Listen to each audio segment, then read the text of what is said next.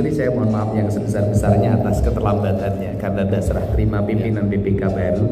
Tadi baru selesai jam 12. Kemiskinan itu merupakan problematika yang harus diselesaikan, dan Jawa Barat itu menurut saya ada dua yang dimiliki potensinya.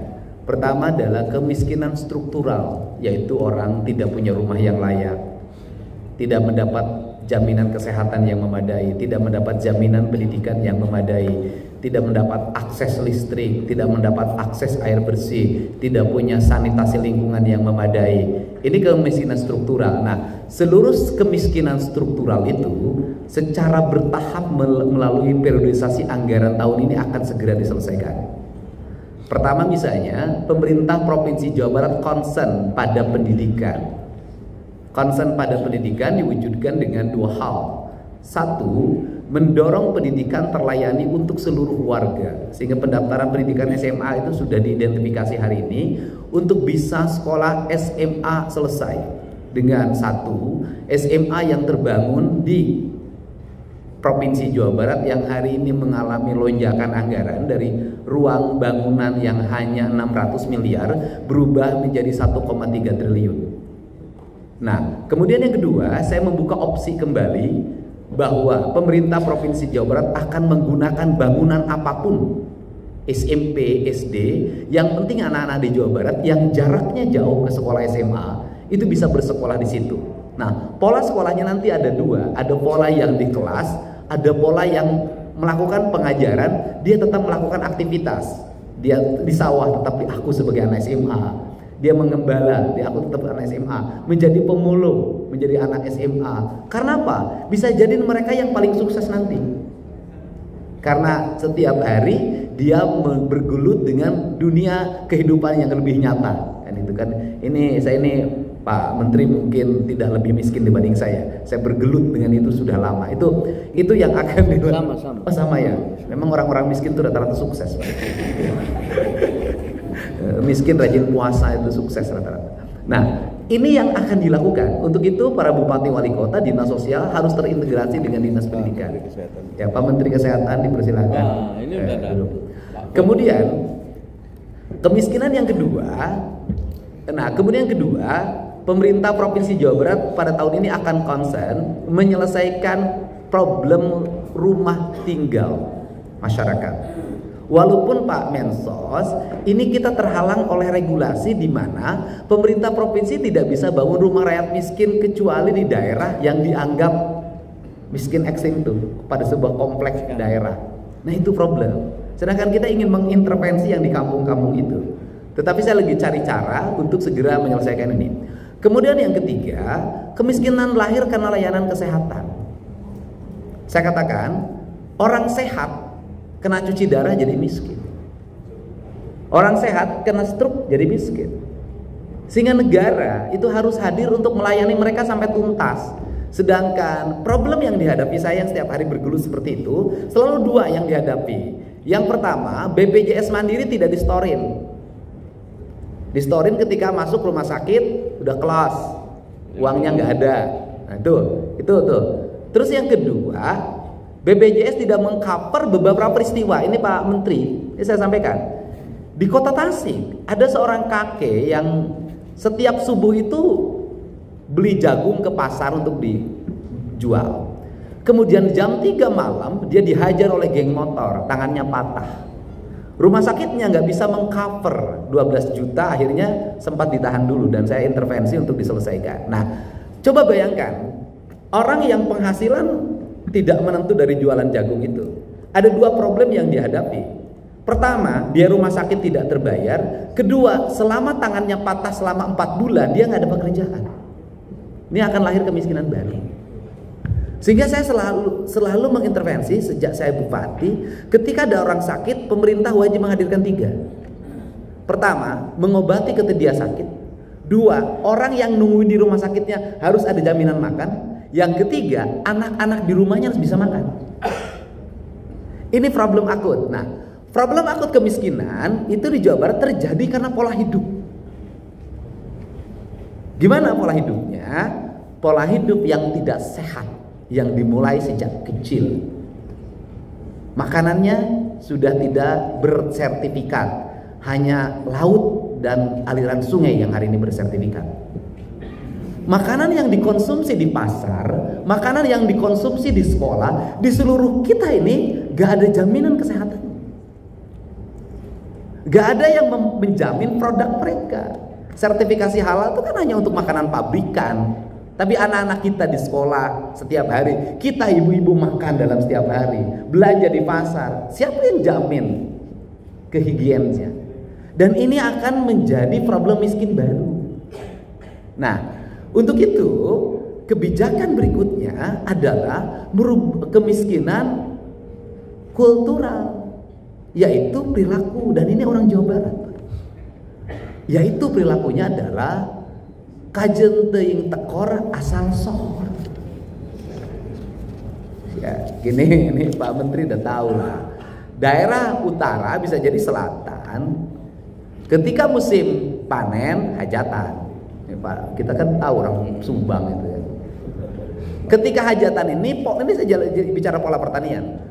Pola pertaniannya itu si buruh tani itu ke sawah, motong padi, pulang bawa uang, tidak bawa padi. Karena dia pulang bawa uang, datang ke rumah, udah musim selamatan, hajatan. Kemudian keundangan tuh dicatat, Luki Hakim, Bupati Indramayu, gope, miskin, kata orang gitu loh. Itu kan dicatat, diumumkan malah. Kemudian akhirnya setiap hajatan itu orang tuh hiburan dengan asumsi nanti terganti uangnya dapat beras, dapat mie, dapat opak, dapat uang dari amplopan itu. Faktanya antara biaya produksi dan uang yang didapat tidak seimbang, miskin lagi, hutang lagi. Kemudian dia menutupi hutang, pinjam lagi, bank emok, bank keliling. Setelah itu ditutup lagi apa? Bermimpi, pinjol, dan judol. Ini akut. Nah, anak yang ditikahkannya itu usianya 15 tahun. Nanti musim paceklik, cerai. Nah, cerai yang kayak gini kan gak ada gono gininya, beda dengan saya. Yang ada gono gini hutang kan, hutang bekas kawin, hutang bekas hajatan, dan kemudian yang berikut ini penting juga. Sampai desa hari ini nikahan sudah pakai event organizer. Ada pra-wedding, padahal sudah hamil 2 bulan tapi pra-wedding. Nah, ini struktural Pak, ini kultural, ini budaya. Setelah itu apa lagi? Ini penting karena terkait dengan program Pak Prabowo. Dia tidak punya beras. Kenapa? Karena padinya sudah dijual di pematang sawah, diangkut oleh bandar, dijual ke Jakarta, ke penggilingan besar. Nanti dia beli beras yang sudah harganya lebih mahal, yang beras itu diproduksi oleh dirinya sendiri. Di desanya nggak ada gudang, nggak, kata orang Sunda nggak ada leuit, nggak ada cadangan beras, 1 hari pun nggak punya. Sehingga ketika beras sulit, mereka korban pertama.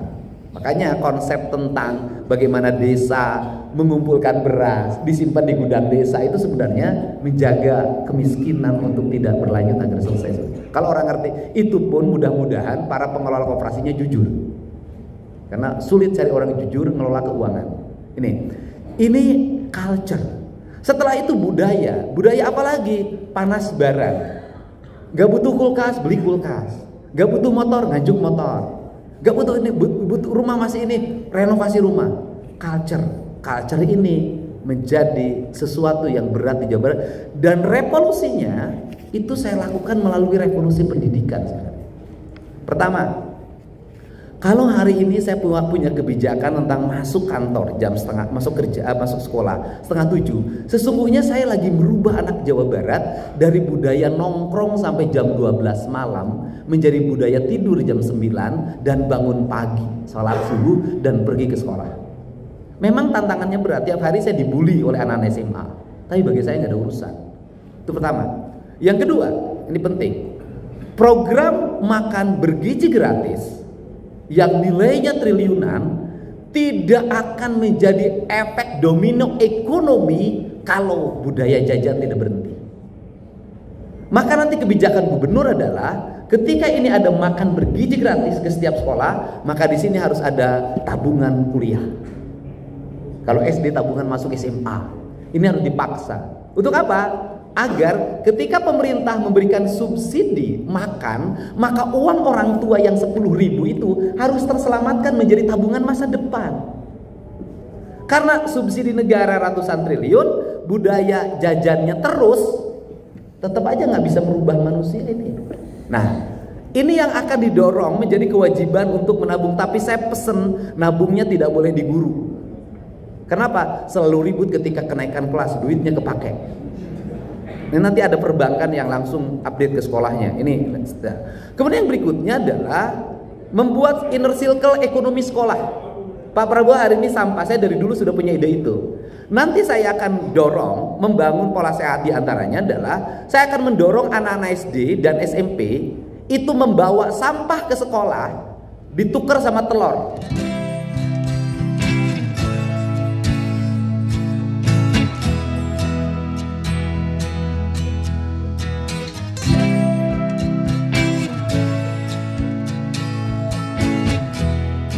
Nanti sampahnya dikelola menjadi barang-barang ekonomi. Anak-anak di sekolah menjadi kreatif. Dekat saya lagi ngerumusin itu, anak di sekolah menjadi kreatif sehingga nanti orientasinya adalah mereka bisa bikin meja sendiri, mereka bisa bikin kursi sendiri dari sampah, mereka bisa bikin batik dari sampah. Kemudian sekolah punya standar Pak Menkes, standar gubernur sekarang adalah satu sekolah, satu kelas, satu toilet. Ini yang didorong culture ini. Kemudian yang berikutnya adalah meningkat lagi larangan menggunakan HP bagi anak-anak SD dan SMP di sekolah. Kenapa? Ini untuk membangun kecerdasan otak kiri dan otak kanan mereka. Nah, kemudian setelah itu apa lagi? Larangan menggunakan kendaraan bermotor bagi yang belum umur 17 tahun. Karena ini nyumbang kemiskinan. Gimana nyumbang kemiskinannya? Nah, nanti ada siklus lagi, pembangunan ekosistem ekonomi pendidikan yang basis peternakan berbasis peternakan, yang basis perikanan berbasis perikanan, yang basis pertanian berbasis pertanian, yang basis kehutanan berbasis kehutanan, yang basis kelautan berbasis kelautan, yang basis industri Sehingga ini yang akan didorong, anak-anak tiap hari habis waktunya untuk kepentingan kreativitas dan masa depannya. Ini yang didorong.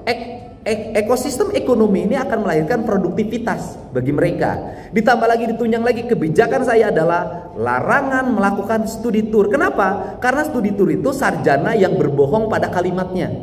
Studi tour intinya piknik.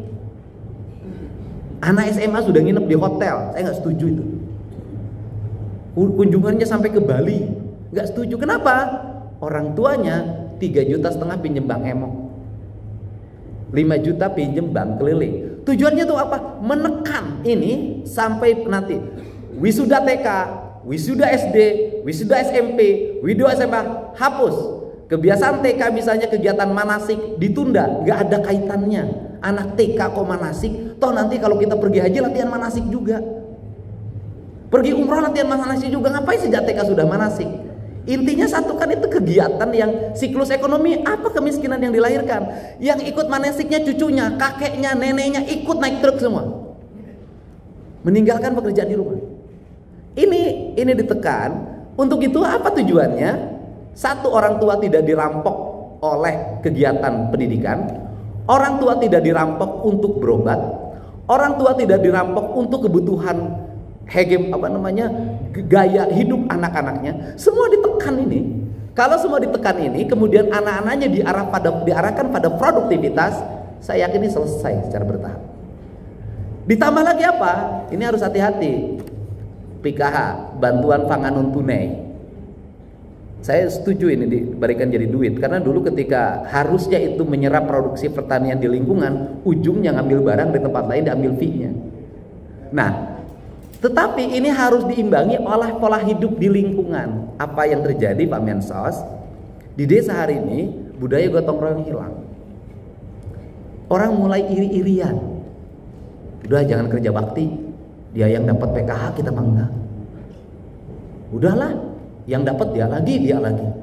Kan saya hidup di desa Pak, ngerti ya gitu. Nah, ke depan Pak Mensos, para pendamping PKH nanti harus terkoordinasi dengan desa dan kelurahan. Orang-orang yang dapat PKH itu kasih sapu, suruh nyapu di halaman rumah. Kasih cangkul, suruh nanam. Kasih barang-barang yang produktif. Saya akan bikin program tiap desa harus ada pengelolaan sampah. Nanti para penerima PKH harus ikut mengelola sampah di desa. Karena sampah identik dengan kemiskinan. Nah ini nah nanti mereka yang dikasih bantuan ternyata malasnya luar biasa, bukan yang jompo tapi masih relatif masih punya tenaga. Menurut saya orang seperti ini cabut bantuannya, Pak. Kita kejam, tetapi ini pendidikan. Ini pendidikan. Nah, ini arah kebijakannya kita dorong. Nah, termasuk gitu loh kan, termasuk nanti intervensi, karena ini langsung saja intervensi negara terhadap, nah ini saya umumin deh, kematian ibu dan anak.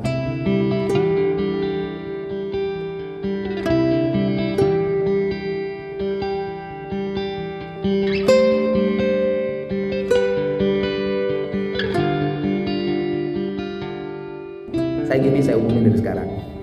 Desa yang berhasil zero kematian ibu dan anaknya, itu nanti Pak Mensos, Pak Menkes, kita punya lomba cuma setahun sekali, Pak. Di lomba itu nanti yang jadi juara Provinsi Jawa Barat, lomba desa dan kelurahan tuh nggak ada kematian ibu anak, stuntingnya hampir nol, KB-nya berhasil, peningkatan kemiskinannya menurun, angka penganggurannya juga menurun, kebersihannya meningkat. Ini dapat 7,5 sampai 10 miliar dalam setiap tahun dalam bentuk anggaran pembangunan. Dan nanti yang menilai bukan tim penggerak PKK provinsi, yang menilai adalah survei data BPS. Nah, ini jadi objektif. Ini karena saya meminta BPS untuk melengkapi ini loh, nanti diumumin. Dan kita akan mengumumkan nanti desa yang sukses dan desa yang terburuk pembangunannya. Nanti foto ketua PKK-nya saya lampirin, kepala desanya saya lampirin. Nah, ini yang menjadi concern kita. Kemudian orientasi berikutnya adalah kita juga ini otokritik yang harus segera dibenahi, PIP. Ini lagi santer di Jawa Barat karena saya riset, bertemu langsung. Karena pendekatannya politik, karena ini aspirasi. Itu mengambil datanya bukan dari data yang ada BPS di Kemensos, Pak. Mengambil datanya dari data Dapodik yang ada di sekolah. Sehingga di sekolah itu saya punya target harus dapat aspirasi 500. Maka dia ngambil data Dapodik 500 tuh. Sehingga yang dapat DPT ada anak dokter, anak kepala sekolah, anak ASN golongan 4. Ujungnya juga dicairinnya 10%, 20% diambil. Nah, ini harus segera ditertibkan karena ini duit gede, cukup banget, tetapi salah dalam penerapan karena pendekatannya politik. Kalau saya sih harapan kemiskinan itu pendekatannya sains gitu loh, berdasarkan data. Ini harus segera dibenahi. Kemudian saya menyambut baik tentang sekolah ini karena kemiskinan itu culture, Pak. Orang miskin kalau tinggal di lingkungan miskin dengan pola hidup yang miskin, selamanya miskin. Anak pengemis sampai kiamat jadi pengemis. Anak pengamen di pinggir jalan yang nyanyinya nggak jelas, bukan yang nyanyinya bagus kayak Kang Diki, sampai kiamat jadi itu. Anak yang tiap hari ikut gerobak sampai kiamat tetap itu. Caranya apa? Harus dikemkan, Pak. Diintegrasikan sekolahnya. Mudah-mudahan nanti terintegrasi dengan SMA Taruna Nusantara, masuk ke akademi militer, akademi angkatan udara, konektivitasnya bagus. Ini penting. Tapi selama, nah, apa problemnya? Hari ini Pak Mensos dan Pak Kadiske, Pak Menkes, problemnya adalah ada dua variabel riset yang saya lakukan dalam kutub masyarakat yang berbeda. Anak-anak orang kaya, anak-anaknya baik-baik, Pak. Hari ini sekolahnya baik, gizinya baik, lingkungan pergaulannya baik, nakal sedikit masukin boarding school atau dimasukin pesantren di Lirboyo di sana. Anak orang miskin itu hari ini gayanya tinggi, orang tuanya tidak mampu, ikut balapan, ikut geng motor, perkawinan dini, hamil duluan.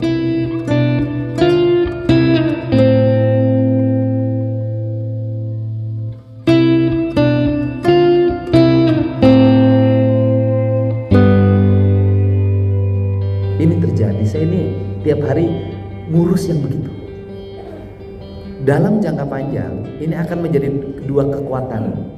Yang satu ini miskinnya makin akut, makin banyak, tetapi dia punya daya dobrak tinggi. Kalau sudah berkelahinya luar biasa, bunuhnya berani, gebuknya berani. Yang ini kelas menengah, mereka makin jauh dari aksesnya, ini makin kuat. Ya jujur aja, nggak jadi anggota DPR karena nggak punya konektivitas, nggak jadi bupati, nggak jadi gubernur karena iklim politik hari ini adalah konektivitas. Mereka menjadi orang yang terlantar. Beda dengan kita dulu, yang miskin rajin puasa, rajin jadi aktivis, deketin anak orang kaya biar dijajanin, akhirnya punya akses.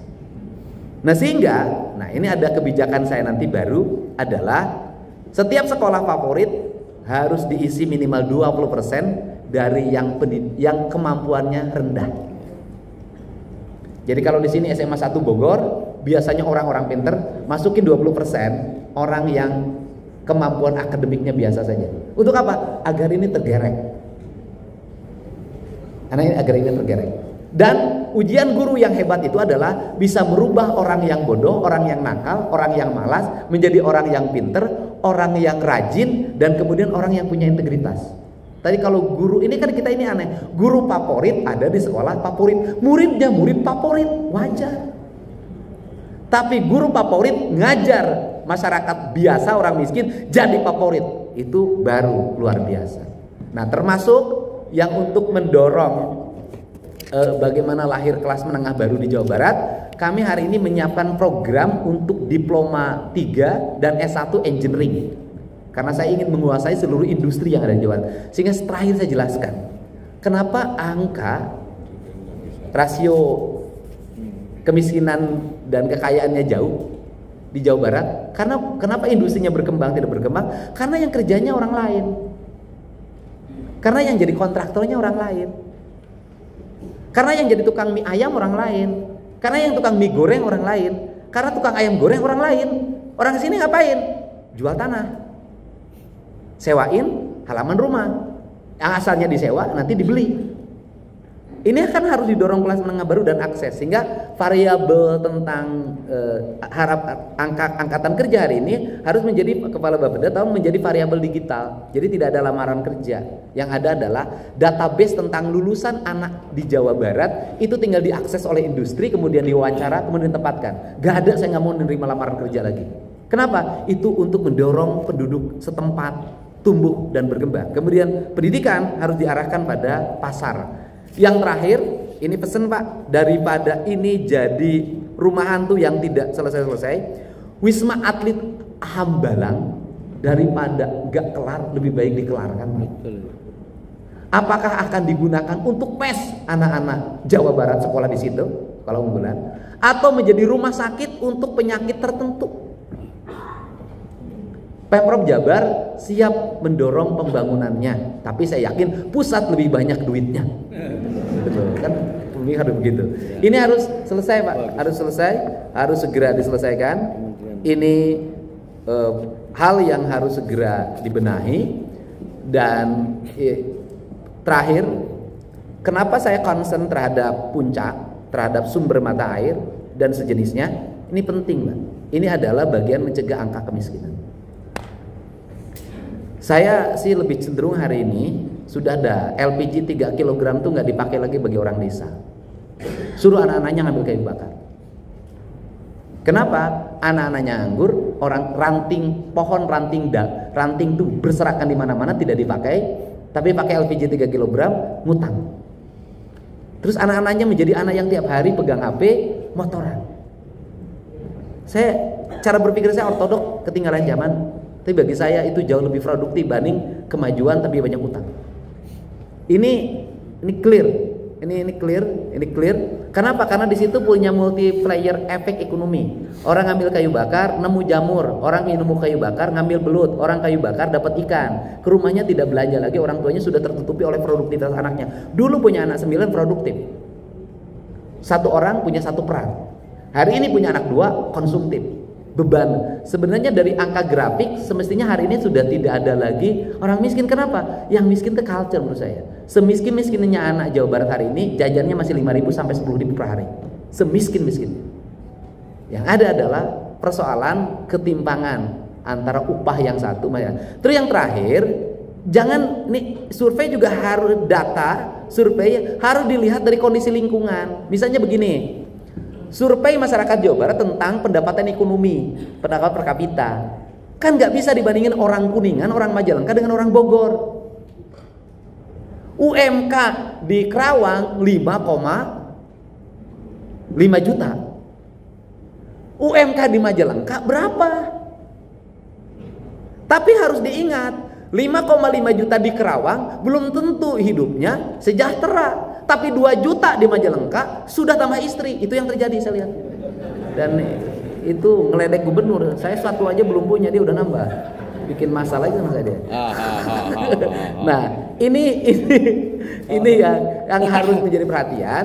Kemudian standarisasi kemiskinan jangan lagi diukur rumahnya bilik. Yang bilik tuh justru maju. Rumahnya lantainya tanah belum tentu miskin. Yang harus dianggap yang paling miskin itu orangnya nggak punya rumah. Yaitu yang masih ngontrak, kan begitu loh. Nah ini, jangan juga berpikir membantu rumah itu adalah orang yang rumahnya tidak layak huni. Orang yang tidak rumah ngontrak, petak di Bogor, di Depok, di mana-mana di pusat kota lebih banyak. Mereka nasibnya bagaimana ke depan? Karena ekonominya nggak meningkat kalau nggak pernah dirubah. Ini saja barangkali pengantar dari saya. Nah, gitu loh pengantar dari saya. Pesan saya terakhir buat Pak Kemenkes, urusan bidan. Bidan kita ini kan gini. Kalau tekun sekali ngurusin pasien biasa kurang tekun, tapi kalau bikin klinik bidan ini pada maju. Ini yang terjadi hari ini, saya lihat kan. Kalau gini, kalau melayani yang pasien yang lahiran murni dibiayai oleh pemerintah atau free, mereka kurang tertarik. Mereka lebih cenderung untuk segera kirim ke rumah sakit, ada fee-nya itu. Jujurlah, di Indonesia ini yang sakit ada fee-nya, yang lahiran itu masuk rumah sakit apalagi di sesar itu ada fee-nya, dapat kok itu bagiannya. Orang meninggal, orang kecelakaan itu dimasukin rumah sakit juga kadang ada fee-nya. Nah, sehingga rumah sakit pemerintah saya kasih tahu, hari ini kenapa agak lambat dan kurang begitu disukai? Karena nggak bisa ngasih fee ketika ada pasien. Dari mana kalau rumah sakit ayo periksa BPK nanti besok dipanggil APH. Ini terjadi loh. Saya tuh ngomong apa adanya, saya pengalaman tiap hari ngurusin begini.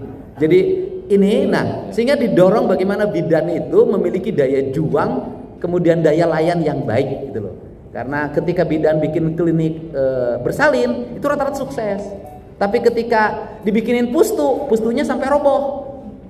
Gitu loh, dibikin puskesmas khusus layanan bidan kurang layan, tapi kalau dia bikin sendiri lebih kreatif. Nah ini harus dipikirkan ke depan bagaimana solusi agar para bidan bisa melayani dengan baik, tetapi juga mendapat kesejahteraan yang memadai. Itu saja saya ucapkan terima kasih. Selanjutnya sebagai moderator kami persilahkan Pak Menkes untuk memberikan paparan. Oke, boleh, Bang.